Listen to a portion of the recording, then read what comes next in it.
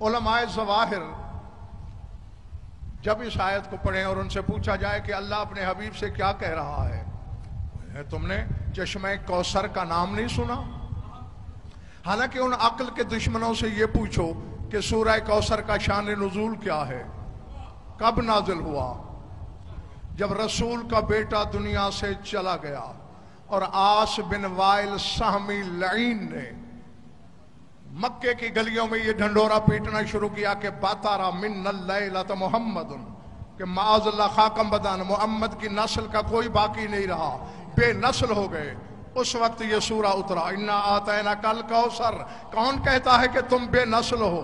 ہم نے تمہیں کوثر عطا نہیں کیا؟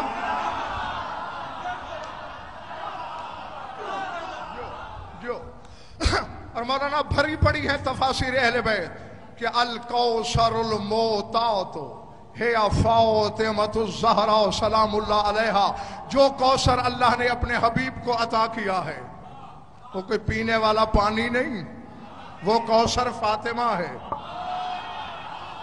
ہاں، اور چونکہ یہ فعل سے مصدر ہے جس کے معنی ہے خیر کثیر۔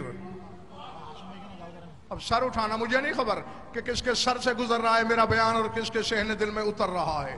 ہم نے آپ کو خیر کثیر عطا کی فاطمہ کی شکل میں، اور میرا ڈنکے کی چوٹ پر چیلنج ہے، حیدرآباد کے اس ممبر سے لے کر نجف کے حوض علمیہ تک اور تمہارے ہجوم سے لے کر ہجوم محشر تک، اللہ کی عدالت تک غضن فر ضامن ہے۔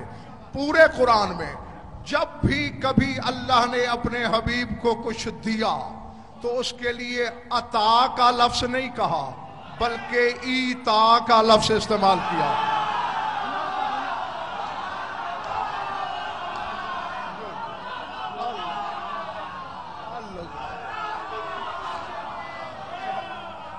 سمجھ میں آ رہی ہے میری باتیں؟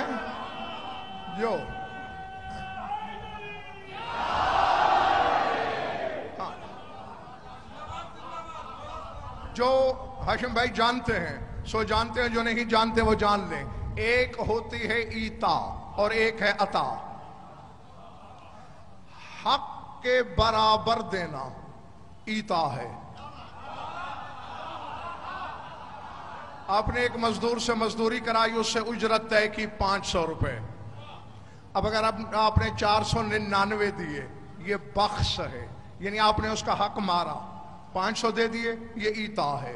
600 دے دیے، یہ ایتا نہیں، یہ عطا ہے۔ یہ حق سے زیادہ ہے۔